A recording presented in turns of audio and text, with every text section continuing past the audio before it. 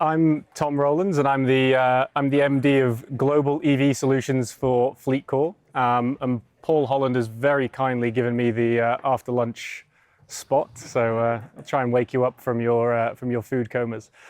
So I'm gonna talk to you a little bit about what we've been up to here at Allstar from an EV perspective, and I'm also going to talk to you a little bit about where we're going.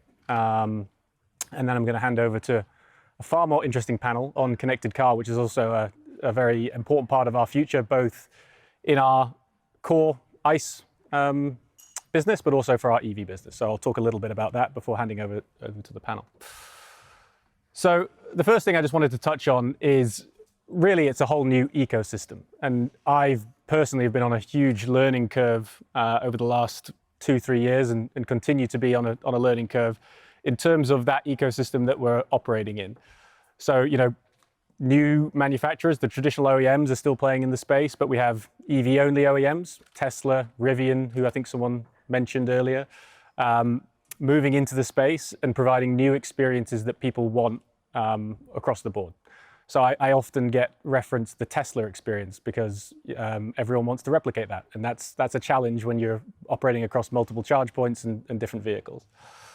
Energy, so clearly the oil cos were the incumbents, and now the utility companies are getting involved. So we're having to build relationships with the utility companies. I'm sure you as fleet operators are having to engage more with utility companies than perhaps you did in the past. And clearly our friends Mina, who many of you know, are very engaged with the utility companies, so I'm thankful for them taking a lot of that off my plate.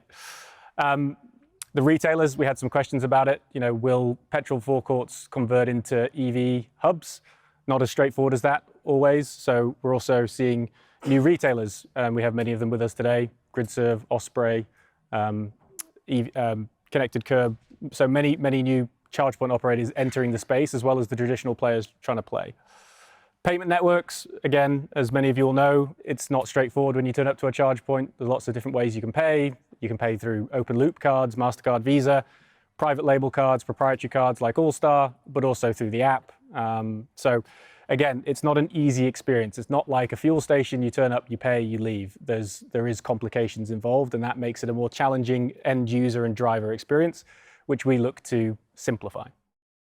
And then software, again, home reimbursement coming into the mix, workplace management, all of these different software plays and driver apps that come into the mix are really changing the landscape for fleet operators as well as the end drivers, making everything more complicated than it used to be. So the EV ecosystem is evolving, and we as Allstar are trying to learn with it, and I'm sure you as fleet operators are trying to grapple with that as well. So what have we been up to, and who are we using to try and help simplify this new ecosystem? So clearly we're building solutions ourselves as Allstar and taking things to market. But we've also been very busy this year and last year acquiring and investing in companies to help our solutions and to help you as our customers and as fleet operators navigate this new ecosystem. So we acquired, and we're very proud to have acquired Plugsurfing. We've got Mike from Plugsurfing at the back there, who's joined us today. He's the head of sales for Plugsurfing. So we acquired Plugsurfing, which is a European network provider and a white label app provider and they serve many of the OEMs and the CPO companies, providing back offices to CPOs and white label apps to OEMs. So they've got a lot of experience in the consumer space. They've got a lot of experience in terms of the payment of charging for consumers. And we're looking to bring a lot of that technology into our European business, but also where relevant, our UK business in terms of their expertise around apps and payments. We also made a minority investment into ZapMap, and I joined their board. ZapMap are probably the best known brand in the UK from a consumer perspective in relation to EV. And again, what we're doing with ZapMap is we're leveraging a lot of their APIs and technology to bring into our app to give our drivers or your drivers the kind of experience that you can get through ZapMap in terms of real-time availability of chargers, the community pictures, Zap Pay, all of those kind of features and functionality to enhance our product. So that's a really exciting partnership that we've got, which is very UK specific. And then, as many of you will know, Mina. So we also have invested in Mina a couple of times. and they're here with us today. So our Allstar home charge solution, which we're very proud of, is powered by Mina. And I think many of you will agree that MENA have a very unique and powerful offering to help fleet customers with home charging. So we've white labeled that, the Allstar home charge solution, and we're really starting to scale that solution with our customers now, and it's proving incredibly popular in parallel with our Allstar electric proposition on the road. So providing on-road and home solutions to customers. In terms of what's next, I'm hoping we slow down on the acquisition and investment side so that we can kind of integrate all of these companies into our business, and we can start to deliver some of the solutions to the end users. So I just want to quickly talk through what those investments and acquisitions actually give us in terms of actual capability. So it gives us obviously more capability for our fleet customers in terms of network acceptance and payments, particularly with our Plugsurfing acquisition for European customers. Gives us better site availability through integrations with ZapMap and dynamic data. Gives us better site information and routing, again, through some of these APIs that we're building out with ZapMap so that we can offer that to our end customers.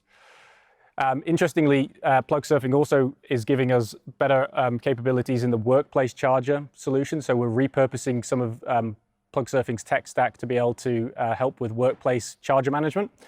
Home driver reimbursement, clearly through MENA here in the UK. And then white label apps. So being able to white label an app for OEMs and CPOs at this point, but potentially in the future for other customers who are looking for white label apps. Again, that's kind of bread and butter for Plugsurfing. It also takes us into new areas, which potentially is less interesting for the people in this room, but it gives us a lot more learnings. And an end user consumer really is trying to do the same thing as a fleet end user in the EV space. They're trying to search, they're trying to plan, and they're trying to pay for a charge, and that's the experience they want. So Plugsurfing gives us access to a lot of these consumers, and through the Plugsurfing technology, we're serving these end consumers, and again, learning a huge amount about the end user experience through that. It also takes us into OEM customers and CPOs, which expands our reach to end users and also expands our relationships with key players in the market. So really excited about the investments and acquisitions that we've made, and I think it really demonstrates how invested FLEETCOR is to the transition. And we're going to be taking a lot of these solutions globally. So I run the business in the US as well, and we're starting to talk about how we globalize a lot of these solutions and try to have very similar solutions over in the US as well. So what's our EV strategy? It kind of comes into three pillars or three buckets, I guess. So EV networks. FLEETCOR and Allstar and all of the FLEETCOR businesses are really built on networks. That's our USP. That's why we succeeded so well in fuel cards, and hopefully it's why we're going to win in EV as well. So in Europe, as I said, Plugsurfing has given us access now to 300,000+ charge points. In the UK, that's actually out of date, so apologies, that's my presentation. We've got 8,500 charge points now in the UK and continuing to grow. We're aiming to have over 10,000 by the end of this year. And in the US, we have 125,000 charge points via a MasterCard solution, but we're aiming to build out a proprietary solution there as well. EV software, as I mentioned, EV is really way more of a software play than perhaps a traditional fuel card business was. So moving into having the best-in-class driver apps. One of our kind of stated aims as an EV organization is to have the best end-user driver app available for both consumers and fleet users. We're not there yet, but that is our ambition, and I think it's a really important element for the experience of someone charging up. We also now offer CPO operating systems and payments, and then we're also importantly providing mixed reporting through our SimplyUI portals. So you're able to log in, you're able to see your ICE vehicles, you're able to see how much you paid for your fossil fuels, but also how much you paid for your on-road charging and your home charging. And I think that's a really important point that often gets missed, is mixed fleets are going to be around for a long time. The transition, I think some of the panel talked about it, lots of people would love for it to happen by 2023. It's just not viable for most fleets. Even the most ambitious fleets like Mighty still have ICE vehicles and will for an extended period of time. So having that mixed fleet reporting and the suite of fuel card offerings available to our customers, I think, is really important. And things like carbon reporting, so that people can really track how the change in their fleet makeup is tracking against their carbon outputs, is again something fleet managers and fleets are looking for. So that's something we're investing into heavily in 2023. And then again, home and work. So it's always surprising to me how people underestimate the requirement for home charging as fleets when they transition.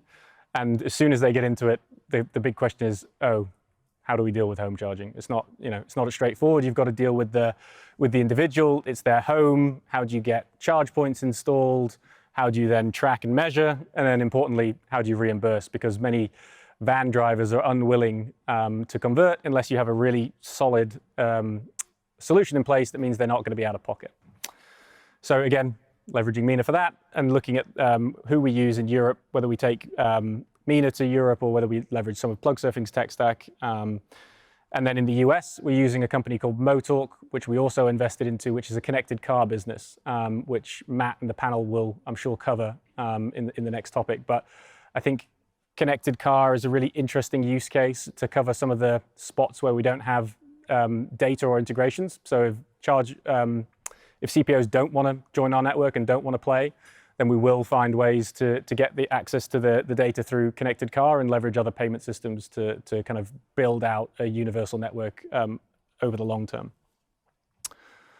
And then, as I mentioned, we're moving into new customer segments, so consumers direct and via partners, and also talking and working very heavily with the CPO segment. So I think our EV strategy covers our existing fleet customers. So hopefully many of you in this room are learning more about what Allstar can offer. I think that's one of the challenges we have, and Mariska and the marketing team here are doing a great job of getting the news out there that we're very invested in the EV space. But if our customers don't know about it, then we can't help them. So events like this are really important for us to get the message out that we're heavily investing in this space and have the solutions. So we feel we can offer a unique one-stop shop for fleets with our home charging, our on-road charging, and our workplace solutions. And we really just want to reduce the complexity for fleet managers and for drivers as you make the transition.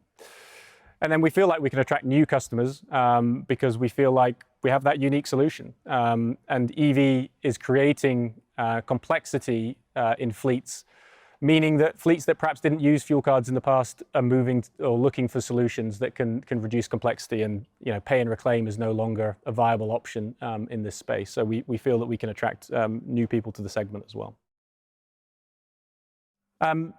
This is just a case study. I won't spend a huge amount of time on this, but VMO2 are using our solution, and many of our large customers, and I'm sure many of you in this room are using our solution.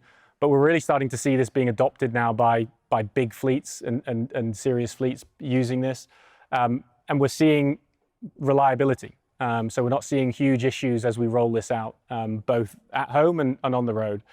And it's great to see many of these fleets, like VMO2, have big, ambitious targets. As we said, hopefully they can be hit. Yeah, we're looking to support as many of our large fleets in their transition as possible.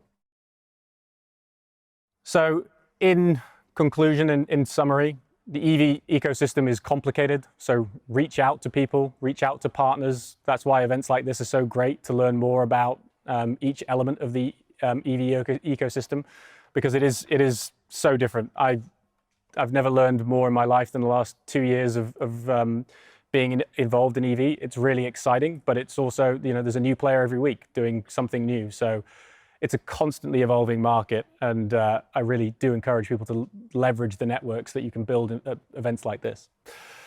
The EV opportunity, for us, we see it as huge for FLEETCOR, and as I said, we're very invested in making sure that we are part of this and offer the solutions that you as our customers are looking for. We have a clear strategy, or I think we do, and hopefully everyone agrees. And please feedback if elements of it don't make sense, or you have thoughts on gaps that we have, then we're all ears, and we really want to build this collaboratively with our customers and with our partners. And then progress, both fleets and ourselves are making really good progress in this space. It's really taken off this year in terms of adoption, both of our solutions and in terms of fleets in general.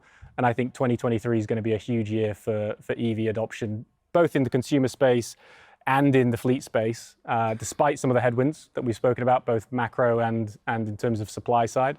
But it's an unstoppable train now, I think, and it's a really exciting journey to be on with all of you.